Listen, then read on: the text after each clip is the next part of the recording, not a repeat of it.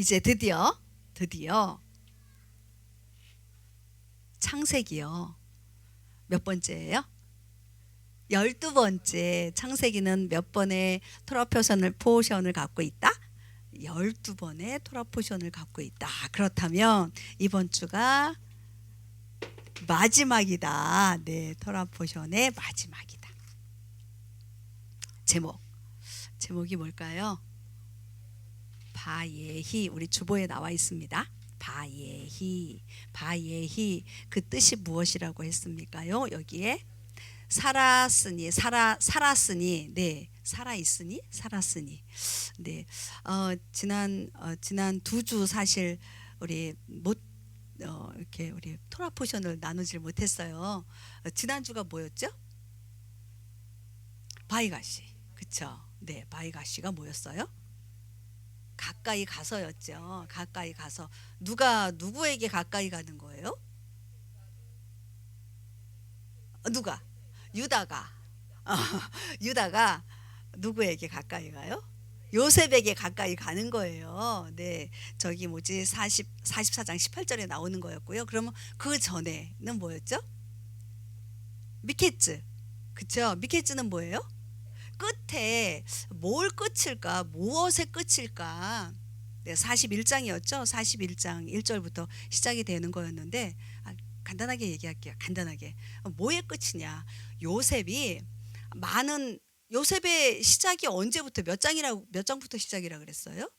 되게 길다고 말씀드렸죠. 요셉이 37장부터 50장까지 요셉의 이야기라 그랬어요. 37장에 이제 뭐 라헬의 아들부터 이렇게 태어나서 이렇게 편애했다 뭐 그리고 그 다음에 뭐예요? 팔려갔다. 또 옥에 갇혔다. 근데 꿈을 꿨는데 그것을 해몽해 줬다. 근데 그 끄트머리 아유 가서 술 맡은 관원장이 얘기를 해줘야 되잖아요. 근데 어떻게 했다? 잊어버렸다. 그러고 나서 몇 년이 더 걸렸다? 2년이 더 걸렸다. 그것이 41장 1절이에요. 그러니까 2년 후 끝에 뭐예요? 요셉의 그 고난과 환난의 시간의 끝이라는 얘기예요. 그게 미케즈예요. 그러면서 이제 어떻게 돼요? 꿈을 파라오의 꿈을 해몽해주면서 어떤 자리까지 올라가요? 총리까지 올라가잖아요. 그 다음에 이제 뭐 형들이 와서 음식을 사가지고 가고 그 다음에 베냐민이 이제 너의 막내 동생을 데리고 와라 이렇게 해가지고 미케츠의 끝에 보면 뭐라고 이제 나오냐면 너의 이 동생이 나의 은잔을 도둑질해 갔으니 내가 이 베냐민만 나의 종으로 삼겠다라고 이야기를 했잖아요. 그러고 나서 이제 그 다음에 바이가시가 나오는 거예요. 유다가 요셉에게 가서 아니 되옵니다. 가까이 가가지고 얘기하잖아요. 그게 가까이 가서예요. 바이가시 가까이 가서 아니 됩니다. 이 아들은 내 아버지의 생명과 동일합니다. 라고 이야기를 하잖아요. 그죠? 그러면서 짠 하고 나타나잖아요. 이제 내가 동생입니다. 라고 나오잖아요. 그죠? 그러면서 이제 오늘 마지막 뭐라고요? 바예히가 나오는 거예요. 지난주 그러니까 우리 어저께까지 토라 포션을 읽으면서 아버지와 그 형제들의 모든 식솔들을 데리고 어디로 가요? 이집트의 고센 땅으로 가잖아요. 고센 땅에서 살고 있다가 그 다음에 여기에 바예히 얘는 그가 살았다라고 하는데 그가 살았다가 그는 누굴까? 야곱이요. 그죠? 야곱이 살았다라는 이야기가 나옵니다. 우리 바예히를 한번 보도록 할게요.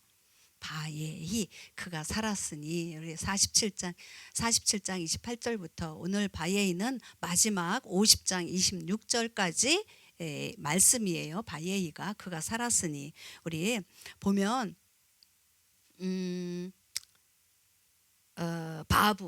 바브가 있죠. 맨 앞에 바예히에서 바브는 그리고예요. 예히를 보면 요거 요렇게 생긴 게 이게 뭐죠? 요드라고 그러죠. 요드가 뭐예요? 하나님의 손이에요. 하나님의 손이고 그 다음에는 헤트죠. 헤트는 뭐예요? 삶, 생명이잖아요. 그리고 그 뒤에 또 뭐가 나와요? 요드가 나와요. 그러면 하나님의 손과 하나님 사이에 뭐가 있어요? 생명이 있는 거예요. 그렇죠? 하나님 손 사이에 있는 생명. 그 삶을 누가 살았다? 야곱이 살았다. 바예이가 바로 그 이야기인 거예요. 무슨 여러분들은 어떠세요? 하나님의 손과 손 사이의 삶을 살고 싶으세요? 아멘. 저는 아멘 소리를 아멘 아멘 아멘 막 반복해서 할 거예요. 축복 중에 가장 큰 축복이 그거 아니에요? 하나님의 오른손. 근데 이게 하나가 아니야. 이 또 하나 있어. 근데 나의 삶이 그 두 손 사이에 가운데 있단 말이에요. 이것처럼 큰 축복이 어디 있어요? 이거와 비교할 수 있는 축복이 있을까? 바로 이 바예히가 그 제목 가운데 있습니다. 우리 47장 28절 한번 읽어보도록 하겠습니다. 야곱이 이집트 땅에서 17년 동안 살았으므로 이처럼 야곱의 전체 나이가 147세더라. 이집트 고센 땅에서 17년 살았으면 그 전에 몇 년? 130년 살았다는 얘기죠. 130년 살면서 요셉이 야곱과 형제들이 왔을 때 파라오에게 이렇게 인사시키러 가잖아요. 파라오가 야곱에게 당신의 연수가 얼마나 되십니까? 라고 물어요. 그러니까 야곱이 나의 인생이 어떤 인생이다? 험악한 인생이다. 험악한 인생이 130입니다. 라고 이야기하거든요. 그 이후에 17년은 어떻게 살았어요? 험악하게 살지 않았죠. 평강 가운데 살게 되었어요. 요셉의 돌봄을 받으면서. 네, 이렇게 보면서 자 이제 다시 갈게요. 바예히 그가 살았다라고 하는데요. 아까 요거 조금 전에 이야기했고요. 그 다음 넘어갈게요. 끝에 가면 야곱이 어떻게 돼요? 50장에 가면 49장에 가면 야곱이 죽어요. 50장에 가면 누가 죽어요? 요셉도 죽어요. 그러면 분명히 살았다 그러는데 야곱도 죽고 요셉도 죽는 것으로 뭐가 끝나요? 창세기가 그렇게 끝나지는 거예요. 아까 우리 잠깐 예배 시작하기 전에 여기 먼저 오신 분들과 기도를 했어요. 죽는다는 얘기, 지난주에도 죽는다는 얘기, 죽어라 했는데 이번 주에도 죽는다는 얘기를 또 이렇게 산다라, 제목은 산다라고 하는데 왜 죽어라 소리가 또 나오느냐는 거예요. 전에요 우리 사라 얘기 나왔을 때 있죠. 토라 포션 제목이 사라 있었죠. 하예이 사라가 뭐였어요? 여기도 예희가 나오잖아요. 지금 오늘 제목이 바예희죠. 그때는 하예이 사라였어요. 사라의 삶이라는 얘기였거든요. 근데 그 토라 포션에 사라가 살은 얘기 나왔어요? 죽는 얘기 나왔어요? 죽는 얘기 나왔어요. 근데 사라만 죽었느냐? 그때 창세기 24장 얘기예요. 누구도 죽었어요? 사라의 남편 아브라함도 죽었어요. 그때 하예이 사라 이야기 나올 때 그 토라 포션 가운데 사라도 죽었고 아브라함도 죽었어요. 오늘 이야기하는 바예히 그가 살았다라고 하는데 결론은 뭐다? 야곱도 죽고 요셉도 죽었다. 아주 이 오늘 토라 포션 가운데는요 예언적인 부분들이 참 많아요. 네, 자 이제 다시 갈게요.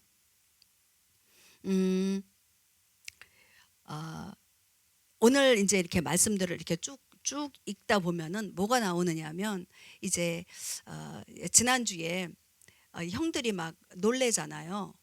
이 요셉이 내가 팔았던 누구야? 동생이야.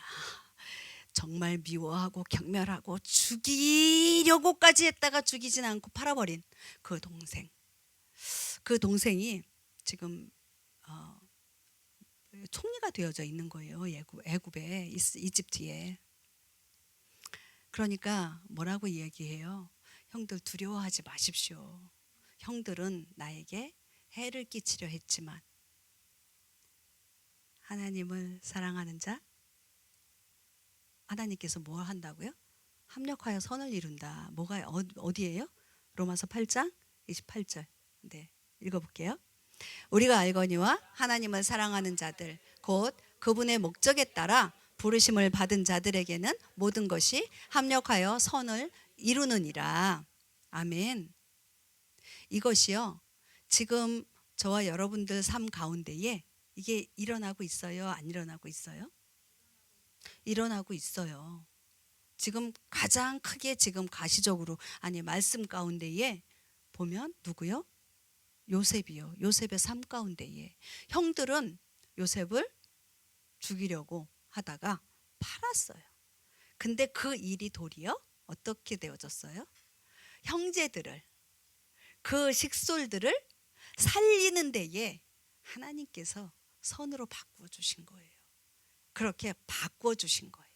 지금 저와 여러분들 삶 가운데에 어려운 일 있을 수 있어요. 내가 원하지 않는 그런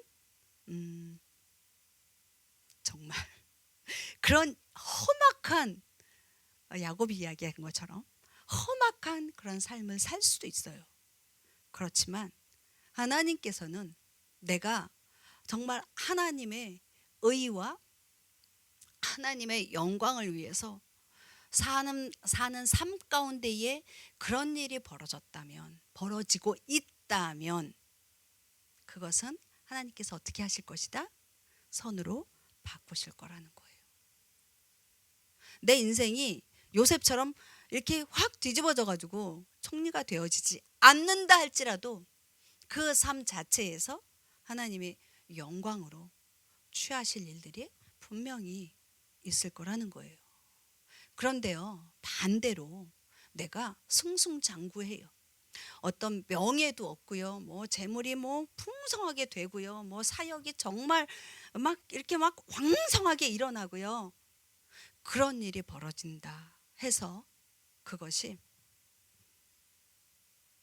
다 하나님의 영광이라고 생각을 했단 말이죠. 근데요, 도리어 그것이 나의 영과 육의 가시가 될 수 있다라는 얘기예요. 그러니까 나의 삶 가운데에 어떠한 일이 오건 어려운 일이건 또 흥하는 일이건 그것의 가장 기본이 어디에 있느냐는 거예요. 근본이 어디에 있느냐는 거예요. 베이직이 어디에 있느냐는 거예요. 기초가. 내가 무엇을 근거로 두고 있느냐는 거예요. 그것에 따라서 하나님께서 그것을 정말 악을 선으로 바꿀 수 있는 거고요. 선이 더 이상 선이 안 될 수도 있다라고 말씀을 드리는 겁니다. 네, 우리요 그 다음 절 볼게요. 29절에 보면 죽는 얘기가 나옵니다. 이스라엘이 죽어야 할 때가 가까이 이르매 그가 자기 아들 요셉을 불러 그에게 이르되 이제 내가 내 눈앞에서 은혜를 입었거든 원하노니 내 손을 내 넓적다리 밑으로 넣어 친절하게 진실하게 나를 대접하라. 원하노니 나를 이집트에 묻지 말라. 네, 지금 누가 누구에게? 이스라엘이 누구죠? 야곱이죠. 야곱이 이제 죽을 때가 되었습니다. 죽을 때 히브리어로 보니까 예메이 라모트라고 이야기하네요. 그리고 밑에 묻지 말라, 장사하지 말라라고 이야기가 되어져 있는데요. 그거는 케베르예요. 케베르. 히브리어로. 케베르의 저게 뭐죠? 코프죠. 코프가 이것 때문에 안 보이시는군요. 네, 조금 이쪽으로 당겨 앉으세요. 뭐예요? 알파벳의 뜻이 소망이에요. 장사 지내는 거요, 묻는 거요, 매장하는 거요. 그게 소망이 될 수 있어요? 근데 소망이래요. 소망이라고 이야기하네요. 지금 여기에서 말하는 거는 나를 어디에 묻지 말라고 이야기합니까? 이집트에 묻지 말라 그래요. 왜요? 지금 아까 조금 전에 얘기했잖아요. 가나안 땅에서 130년은 어떤 삶이었다? 험악한 삶이라 그랬어요. 지금 이집트 고센 땅에서 17년은 어떤 삶? 너무 편안한 삶이에요. 아주 풍성하고. 그런데 그 땅에 묻지 말라고 이야기하고 있네요. 거기에서 묻히면 좀 더 편안할 텐데. 뭐냐면요. 야곱의 소망은요.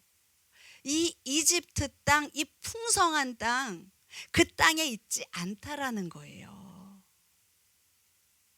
하나님이 약속하신 땅. 아버지, 할아버지, 아브라함에게 약속하신 그 가나안 땅, 거기가 내가 묻힐 바로 그곳이라는 거예요. 부귀영화가 있었잖아요. 자, 30절 볼게요. 또 이제 그대로 따라가는 겁니다.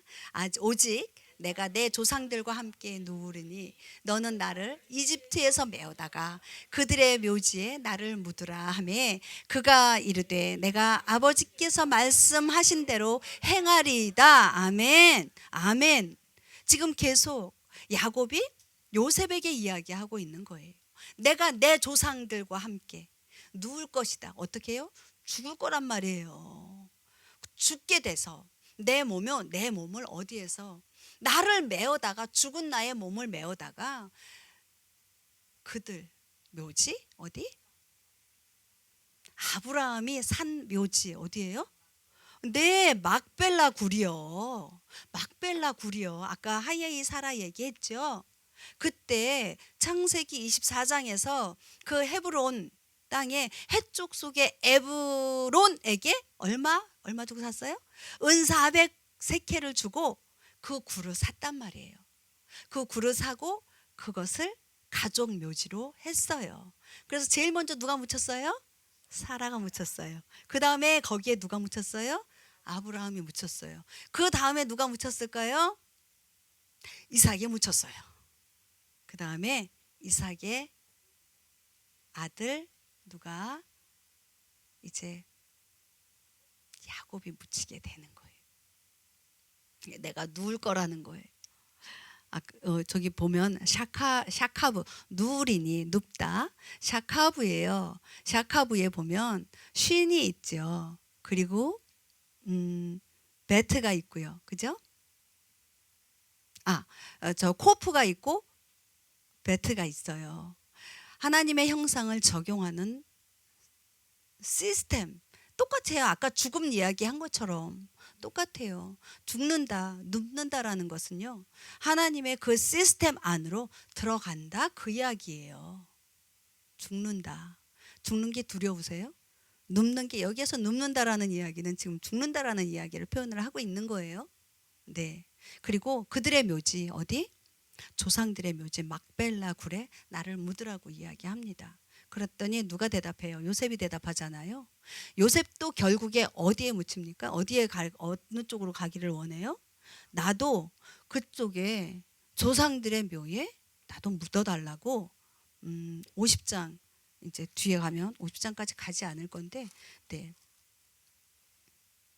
50장 24절에 보면 요셉이 자기 형제들에게 이르되 나는 죽으나 하나님께서 반드시 너희를 찾아오리니 라고 쭉 이야기하면서 25절에 너희는 여기에서 내 뼈를 가지고 올라갈지니라. 이게 마지막 절이에요.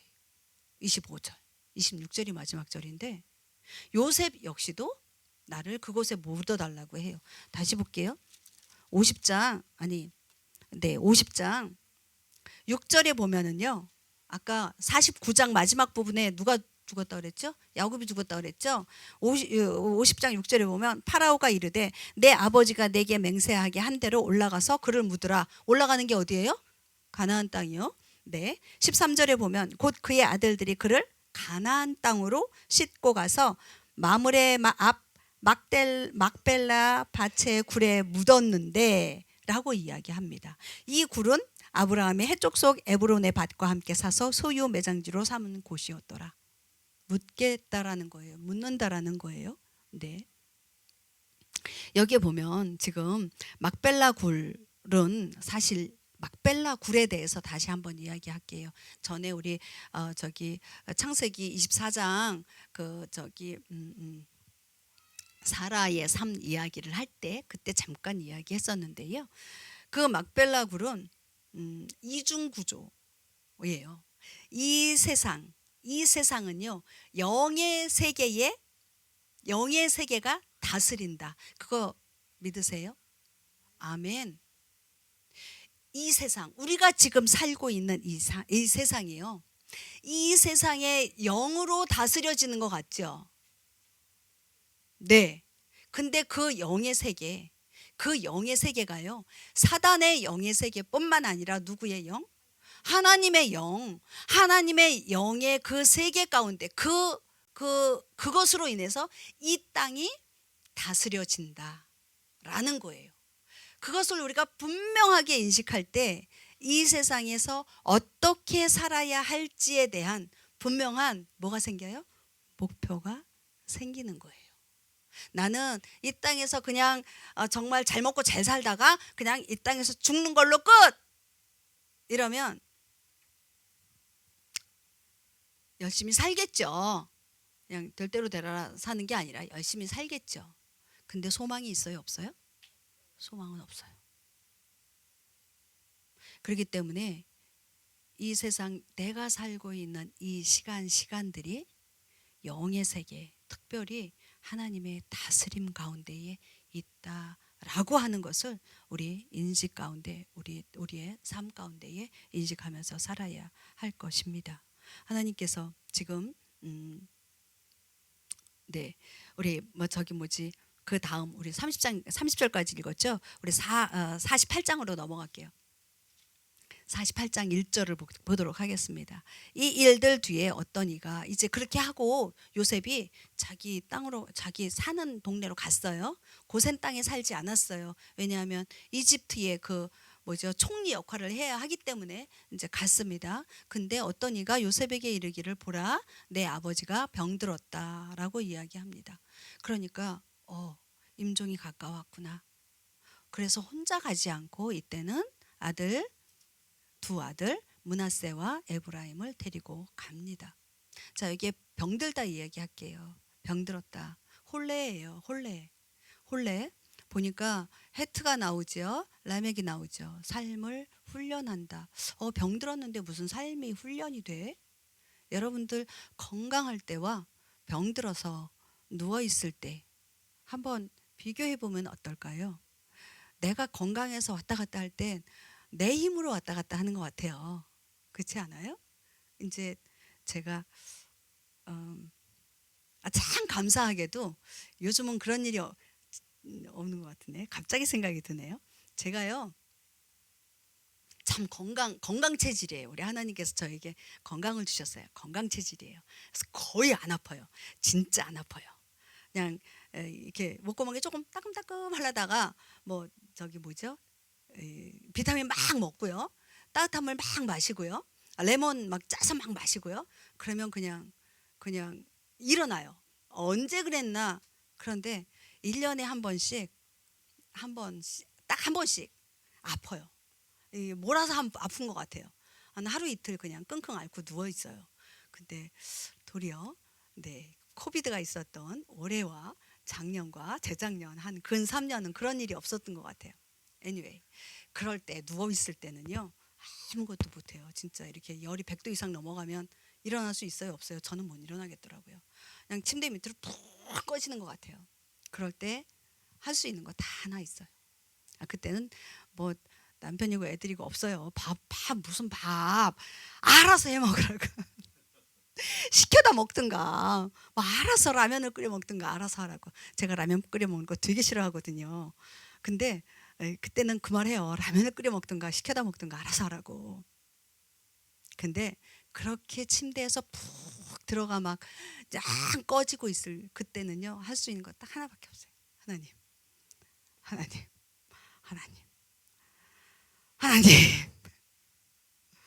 네, 살려주세요. 기도밖에 없어요.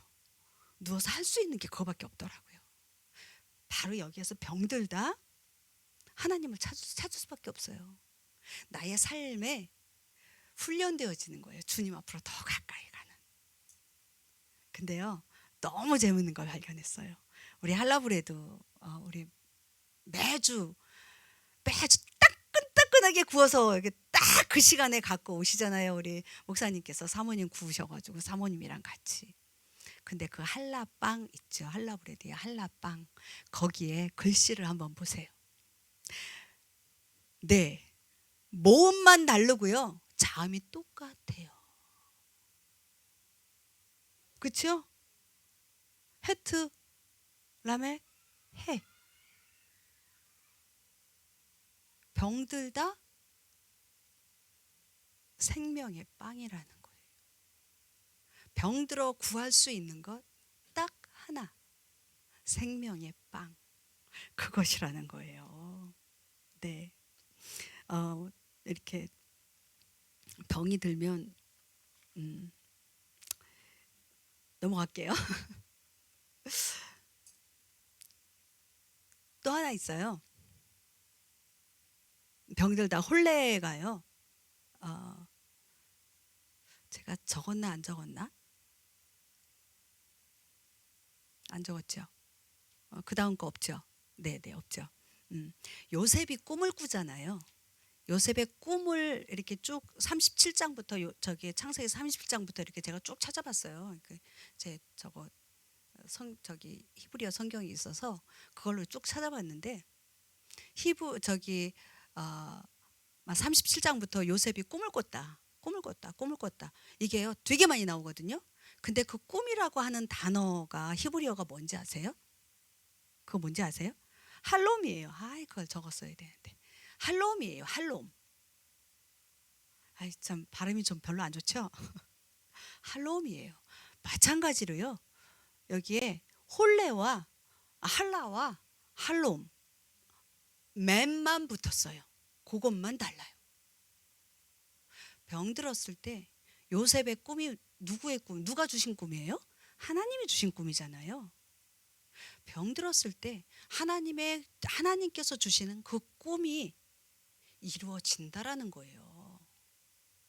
그렇다고 병들라라는 이야기는 아니에요. 그만큼 내가 정말 이렇게 바닥을 쳐지는 그런 순간들, 그때 주님께서 무엇을 나에게 주셨는지, 어떤 부르심이 있었는지, 그것에 대해서 다시 한번 생각하고 그것을 기억해내서 그렇게 살아야 된다라는 이야기예요. 우리 3절 4절 볼게요. 요셉에게 이르되 하나님 곧, 지금 야곱이 얘기하는 거예요. 누구를 데리고 왔다 그랬죠?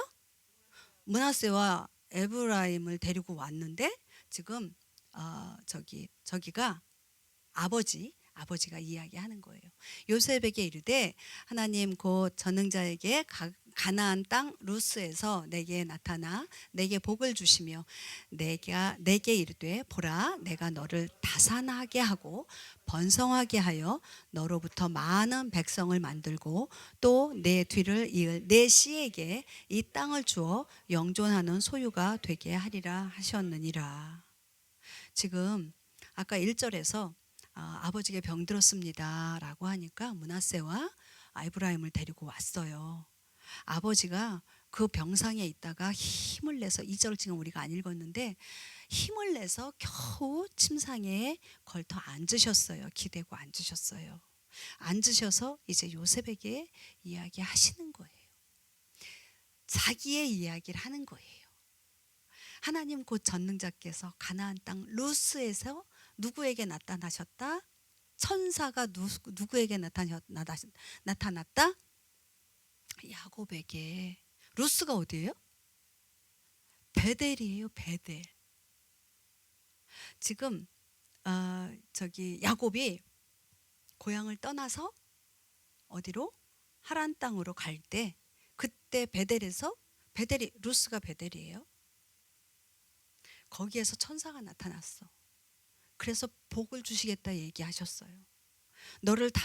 그러면서 너를 다산하게 하고 번성하게 하고 백성을 주고 내 씨에 영존하는 그 땅을 영존하는 소유가 되게 하겠다. 이 이야기를 지금요 야곱이 천사에게 들은 이 하나님께 들은 이 이야기를 누구에게 해요? 요셉에게 하고 있는 거예요. 요셉이 누구예요? 지금 어떤 현재 어떤 위치에 있어요? 이집트의 총리의 자리에 있어요. 그 총리의 자리에 있는 요셉에게 지금 얘기하는 거예요. 너를 다산하게 하고 번성하게 하고 너로부터 많은 백성을 만들고 내 뒤를 이을 내 씨 그에게 그 땅, 약속의 그 땅을 영존하게 영원하게 너의 소유로 주겠다라고 약속을 하셨다라고 지금 아버지 야곱이 요셉에게 이야기하고 있는 거예요. 이 이야기 지금 처음 들으십니까? 몇 번째 들어요? 성경이 몇 번째 나오는 것 같아요? 세 번째 나와요. 창세기 13장에 누구에게 이야기해요? 아버지 아브라함에게 얘기해요. 그 다음에 조금 전에 이야기했던 창세기 15장에 야곱이 떠날 때 베델에서 루스에서 지금 이 이야기를 한 거예요. 그런데 이 이야기를 누가? 야곱이 누구에게? 아들 요셉에게 이 이야기를 전하는 거예요. 그러면서 너는 지금 이 이집트 땅에서 총리로 있지만 파라오의 다음가는 그런 치리자로 권력자로 있지만 이 땅이 너의 땅이 아니라는 거예요. 이 땅에서 안주할 너가 아니라는 거예요. 그거보다 더 큰 하나님이 약속하신 가나안 땅이 있다는 거예요. 그 땅으로 어떻게 해라? 가라는 거예요. 그 땅으로 가라라고 지금 이야기를 하고 있는 겁니다. 그러면서 이제 이야기하죠. 5절 볼게요. 제가 4절까지 읽었죠. 5절 볼게요. 내가 이집트로 와서 내게 이르기 전에 이집트 땅에서 내게 태어난 내 두 아들 에브라임과 므낫세는 이제 내 것이니라. 루벤과 시므온처럼 그들이 내 것이다. 자, 에브라임과 므낫세. 사실 앞에서는요. 우리 1절 볼게요. 48장 1절. 여기에는 뭐예요? 두 아들 뭐예요? 므낫세와 에브라임이죠. 근데 5절에서는요. 에브라임과 므낫세라고 이야기했어요. 누가 장자예요? 므낫세가 장자잖아요. 그죠? 근데 지금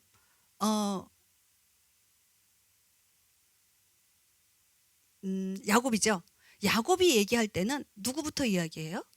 에브라임부터 얘기하고 있는 거예요. 왜 에브라임부터 얘기할까? 이건 나중에 얘기할게요. 근데 지금 므낫세, 에브라임과 므낫세는 어디에서 태어난 아들들이에요? 이집트요. 그 이들의 엄마가 누구예요? 네, 네, 애굽 여자예요. 애굽 사람이에요. 네. 근데 자, 이스라엘 사람들은 이방인 여자와 결혼을 해야 안 해요? 안 해요. 안 하거든요. 그러니까 자기 형제의 누구에게서 취해서 결혼을 하거든요. 그런데 지금 이방 여자에게서 나왔어요. 그런데 야곱이 뭐라고 이야기하냐면 이들을 어떻게 하겠다? 내 아들로 입양시키겠다. 양자 삼겠다라고 이야기합니다. 근데 왜 이렇게 양자와 또 이렇게 자기 친자식은 조금 구별할 수도 있죠? 그런가요? 안 그런가요? 사람들 보면 그럴 수도 있어요. 재산 나눠줄 때 보면 그렇더라고요. 그런데요. 여기 보니까 그 뒤에 르우벤과 시므온은 누구예요? 야곱의 장자와 차자예요. 첫째와 둘째예요. 근데 에브라임과 므낫세를 나의 아들, 큰아들 르우벤과 시므온과 똑같이 내 것이 될 것이다라고 이야기를 하고 있습니다. 나중에요. 땅 분배를 할 때 보면은요. 에브라임과 므낫세에게 땅 주죠. 땅 주는데요. 얼마를 더 주는 줄 아세요? 다른 자녀들보다 곱절이나 더 줘요. 더 많은 땅을 줘요. 더 많은 땅. 그렇게 하기 위해서 지금 아들의 위치에 이 손자들을 올려놓는 거예요. 우리는요.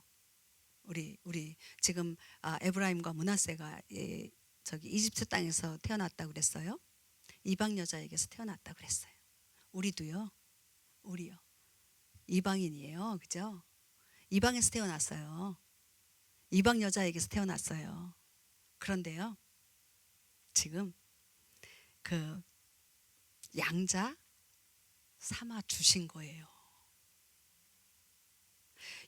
우리 요셉 지난주 한 3주 전 얘기해. 요셉 이퀄 누구라고 그랬어요? 예슈아라고 이야기했죠. 그렇죠? 예슈아로 인해서 지금 요셉의 아들 에브라임과 므낫세가 이스라엘로 속해진 거잖아요. 그죠? 우리도요. 요셉인 예슈아로 인해서 이스라엘의 양자 삼아진 거예요. 아멘이시죠? 영적으로 얘기하는 거예요. 그죠? 육신적인 우리 혈통적인 이 피 DNA가 아니고요. 하나님은 그러면서 그렇게 말씀하시면서 하나님의 나라를 이방인들 우리에게도 주신 거라고요. 나눠 주신 거라고요. 우리 뚱 띄어서 저기 9절 볼게요. 요셉이 자기 아버지에게 이르되 이제 얘기합니다. 축복을 하는데요. 그들은 하나님께서 이곳에서 내게 주신 내 아들들이니이다. 네, 그가 이르되 원하건대 그들을 내게로 데려오라. 내가 그들을 축복하리라. 지금 아버지 이스라엘과 아들 요셉의 대화입니다. 그리고 16절 또 뚝 뛸게요.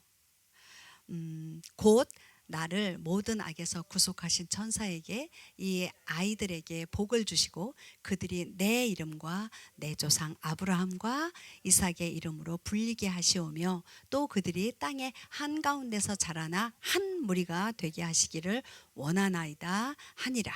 이거는 지금 요셉이 이 자녀들에게 지금 이렇게 축복을 하고 있는 겁니다. 에브라임은요. 지금 이제 다시 에브라임으로 갈게요. 에브라임은 12지파 가운데에 두 개로 나누는데 어디를 대표하죠? 북이스라엘. 그렇죠? 북이스라엘의 대표예요. 근데 그들이 어떻게 됐어요? 네, 일찌감치 열방 가운데로 흩어졌죠. 다 없어진 것 같잖아요. 그죠? 근데 지금 므낫세 지파가 어디에서 오고 있어요? 네, 중국에서 인도에서 오고 막 그러잖아요. 뭐냐면요. 우리는 다 흩어져서 없어져 버린 줄로 알고 있지만 하나님의 계획이 있으실까요? 없으실까요? 있으세요. 그 북이스라엘 에브라임의 자손들로 인하여 그들이 열방 가운데 퍼져서 이방인의 충만한 수, 이방인의 충만함을 이루기 위하여 그들을 흩으신 거예요. 실수하신 게 아니잖아요. 그죠? 라헬이 자식이 없어 얼마나 많이 울어요. 그죠? 그런데 그 자식이 울며 라헬이 자식이 없어서 울며 기도했던 그것이 누구로 인하여? 요셉, 에브라임, 므낫세 그들로 인하여서 온 열방 가운데에 라헬의 자녀들이 퍼져 있는 거예요. 이제 뭐만 남았어요? 뭐만 남았어요? 그들이 돌아오는 것만 남았다니까요. 지금 므낫세 지파 돌아오고 있어요? 안 돌아오고 있어요? 납달리 뭐 아프리카에서도 오고요. 별 군데서 다 오고 있잖아요. 그죠? 네, 16절 볼게요. 곧 나를 모든 악에서 구속하신 천사, 아까 이 천사 얘기했죠. 베델에서 야곱에게 나타난 천사를 이야기하는 거예요. 그리고 그들이 내 이름, 제가 이렇게 언더라인을 해놔서 내 이름으로 불리게 하시오며, 이렇게 언더라인을 연결해서 내 이름이 누구였죠? 네, 야곱. 야곱의 이름으로 불린다. 입양되어진다. 양자 삼아진다. 근데 그 다음에요. 땅의 한 가운데서 자라나 라는 말이 있어요. 이게 몇 가지 제가 이렇게 찾아보는 가운데 들어온 게 뭐냐면 땅의 한 가운데, 땅 가운데 있는 것이 아니라 땅에 사는 사람들 가운데에서 한 무리라고 하는데요. 한 무리가 히브리어로요. 이두구예요. 근데 이두구가요. 그 번성하다, 우리는 한 무리라고 나오는데요. 우리 다른 성경 갖고 계시는 분, 우리 저기 한글 개혁이나 개혁개정 거길 보면 뭐라고 하냐, 번성한다는 단어로 표현이 되어져 있고 번역이 되어져 있거든요. 그건 뭐냐면 번성되다, 어부 있죠. 어부, 낚시. 이두로가 아니라 이두루예요. 이두루가 어부라는 단어 저기 뜻이 있고 번성하다라는 단어가 저기 뜻이 있고 무리라고 하는 뜻이 있어요.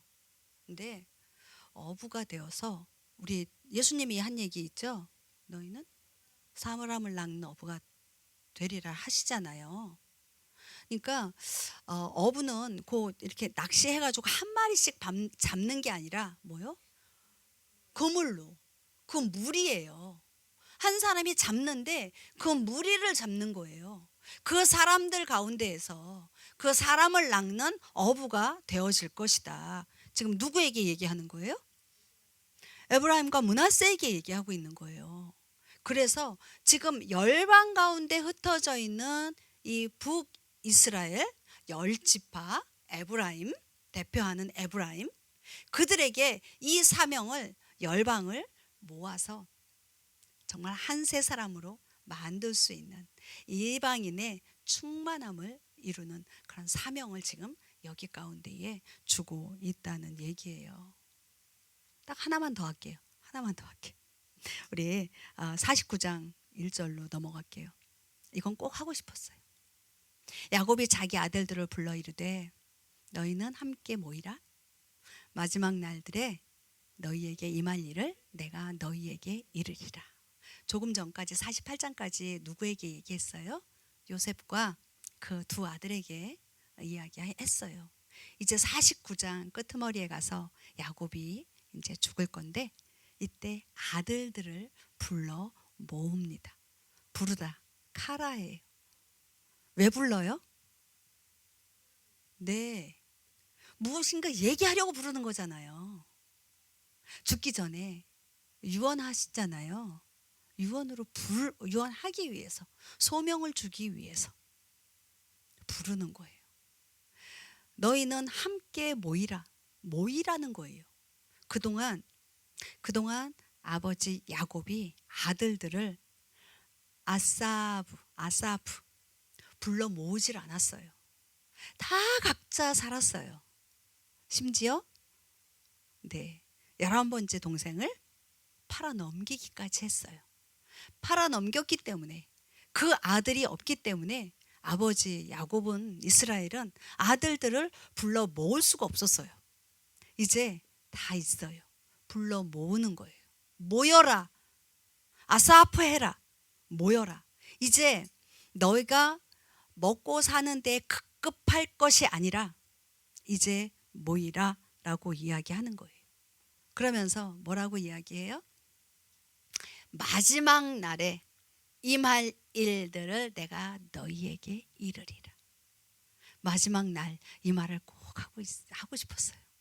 아하레이, 결국에 이루어질 일, 종말에 이루어질 일, 그것을 내가 너희에게 이르겠다. 그러면서 쭉 유언이 나와요. 축복하고요. 근데 축복이 아닌 저주를 받는 두 아들이 있어요. 그것까지 얘기하면 조금 길어지는데 그건 나중에 얘기할게요. 누구냐 하면, 누구요? 아니요. 장자 아니에요. 시므온과 레위. 왜요? 네. 여동생 사건 때문에 세겜에서 저질렀던 일로 인해서 축복이 아닌 저주를 하게 되어져요. 어쨌든 이제껏 이 야곱의 아들들이 자기 살기에 급급했던 그 정말 마지막 때 그 부르심을 모르고 그냥 급급하게 살아왔던 그 삶을 이제 돌이켜서 마지막 날 일어날 일들에 대해서 하나님의 형상을 회복하고 그것을 준비하는 삶을 살게 합니다. 결론이에요. 우리 여기 나왔죠? 창세기의 완성은 야곱과 요셉의 죽음으로 끝이 납니다. 죽어요. 저와 여러분들 죽습니다. 맨날 죽는 얘기만 한다고 이렇게 저기 하는데요. 여기 안 죽는 사람 있으면 나와보라 그래요. 죽는다니까요. 근데 육신의 죽음을 지금 이야기하는 게 아니라 나 자아의 죽음을 이야기하는 거예요. 여러분, 다음 단계로 넘어가길 원하십니까? 아멘.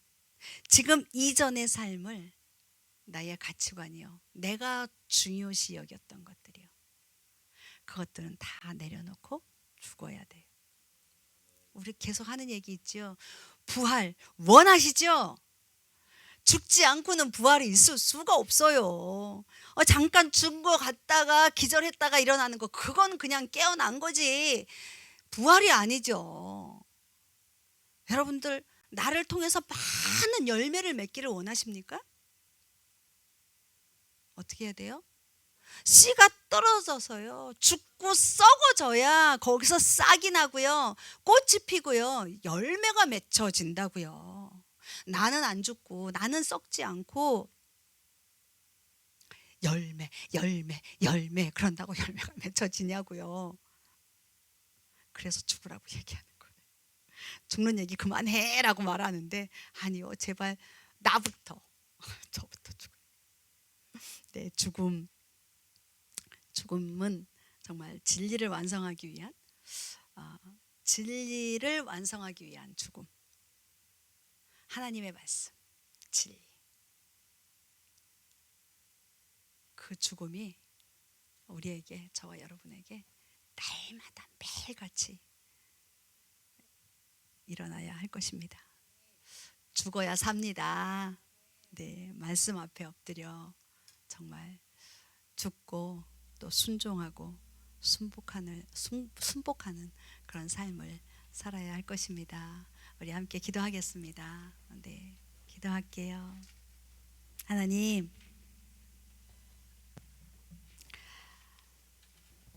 죽는 것이 소망이라 그랬습니다. 정말 잘 죽게 해 주십시오. 날마다 하나님 말씀 가운데에서 죽고 또 하나님의 영으로 인하여 다시 살아나게 하여 주십시오. 지금 내가 사는 것은 내가 사는 것이 아니라 내 안에 계신 우리 성령님으로 인해서 하루하루 살아가게 하여 주십시오.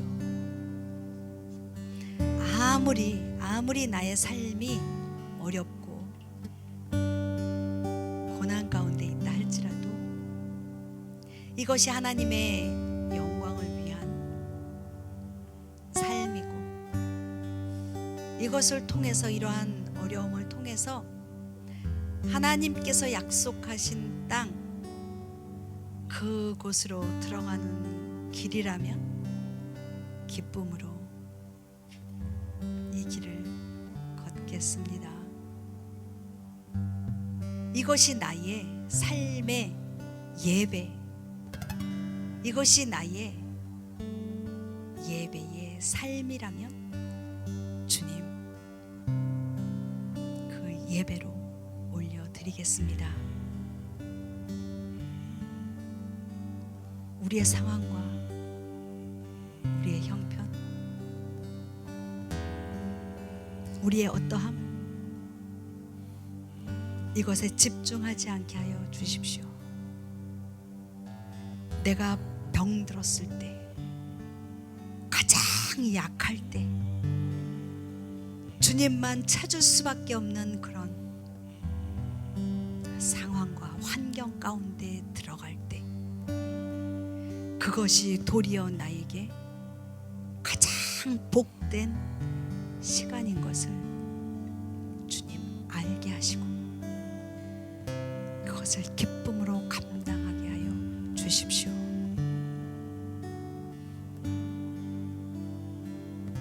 우리의 입술의 찬양뿐만 아니라 우리의 삶에서 주님을 찬양하며 예배하며 주님을 소망하며 살아가게 하여 주십시오.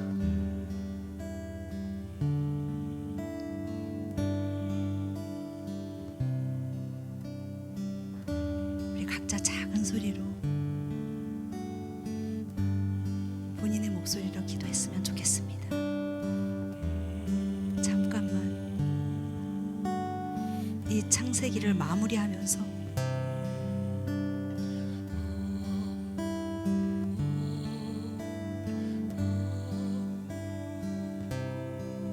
하나님께서 여러분들 각자에게 말씀하시는 것이 있을 것입니다.